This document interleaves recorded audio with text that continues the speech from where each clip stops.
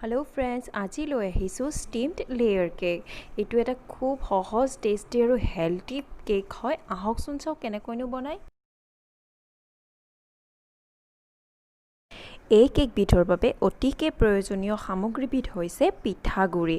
মই ইয়াতে ভাত খোৱা চাউলৰে পিঠাগুড়ি লৈছোঁ। আপোনালোকে যিকোনো চাউলৰ পিঠাগুড়ি ল'ব পাৰে। বৰা চাউল ল'লে আৰু বেছি ভাল। গতিকে মই ইয়াতে লৈছোঁ পিঠাগুড়ি আৰু ইয়াতে মই অকণমান পানী দি এটা মিশ্ৰণ বনাই লৈছোঁ। আপোনালোকে দেখিছে মোৰ দৰে এনেকৈ এটা মিশ্ৰণ বনাই ল'ব। পানী এড কৰি পেলাই মিশ্ৰণ বনাই ল'ব আৰু এইবাৰ এইটো খুব ধুনীয়াকৈ মিহলাই দিব। মোৰ দৰে মই যেনেকৈ লৰাই আছোঁ আপোনালোকে দেখিছে, ঠিক তেনেকৈ আপোনালোকে লৰাই থাকিব যাতে পিঠাগুড়িখিনি পানীৰ লগত ভালকৈ মিক্স হৈ যায়।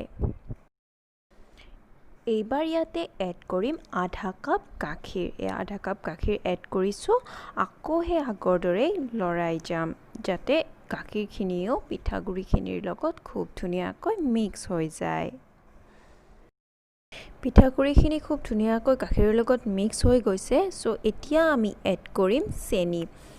চেনি আমি এড কৰিম এতিয়া অলপ অলপকৈ এড কৰিম আৰু মিক্স কৰি যাম। আপোনালোকে দেখিছে অলপ অলপকৈ এড কৰিছোঁ আৰু মিক্স কৰি গৈছোঁ। আপোনালোকেও ঠিক এনেদৰেই কৰিব, গোটেইখিনি একেলগে ঢালি নিদিব। চেনিখিনি আমি এনেকৈ মিক্স কৰি যাম। এইখিনি প্ৰায় মিক্স হৈ গৈছে, গতিকে এতিয়া আমি এইখিনিৰ দুটা সমান ভাগ কৰি ল'ম।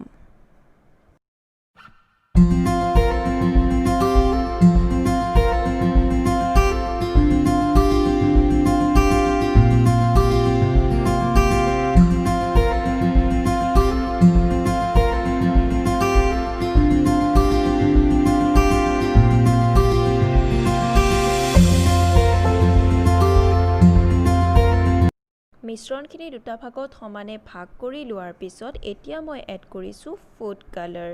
আপোনালোকে ফুড কালাৰৰ সলনি অপৰাজিতা ফুল নহ'লে বা জবা ফুলৰ পাহিৰ ৰসো ইউজ কৰিব পাৰে। খুব ধুনীয়া কালাৰ আহে আৰু আপোনালোকে যিকোনো ধৰণৰ ফুড কালাৰে ইউজ কৰিব পাৰে।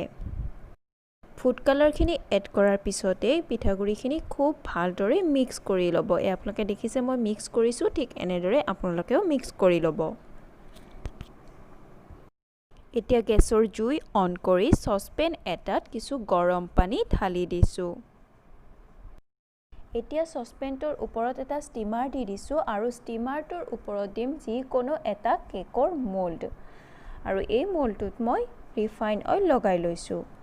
পিঠাগুড়িখিনিৰ এভাগৰ পৰা আমি এতিয়া মোল্ডটোত দি দিছোঁ। মোল্ডটোত এনেকৈ দিব যাতে গোটেই মোল্ডটোৱে আগুৰি ধৰে। আপোনালোকে দেখিছে এয়া মই গোটেই মোল্ডটো আগুৰি ধৰাকৈ পিঠাগুড়িখিনি দি দিছোঁ।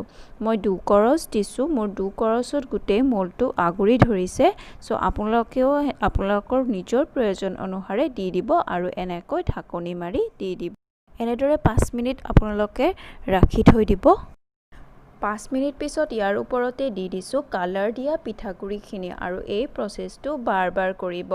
এবাৰ দিব হোৱাইট কালাৰখিনি আৰু এবাৰ দিব বেলেগ এটা কালাৰৰ। এনেকৈ দি যাব আৰু এই প্ৰচেছটো বাৰ বাৰ যেতিয়া কৰিব এটা খুব ধুনীয়া ষ্টিমড লেয়াৰ কেক তৈয়াৰ হৈ যাব। গোটেইখিনি পিঠাগুড়ি দিয়াৰ পিছত মই আকৌ সেই একেদৰে ঢাকোন মাৰি 5 মিনিটৰ কাৰণে থৈ দিম আৰু পিছত গোটেইখিনি একেলগে কেক ডিমল্ড কৰাৰ দৰে ডিমল্ড কৰিম। আৰু এয়া ৰেডি হৈ গৈছে আমাৰ ষ্টিমড লেয়াৰ কেক।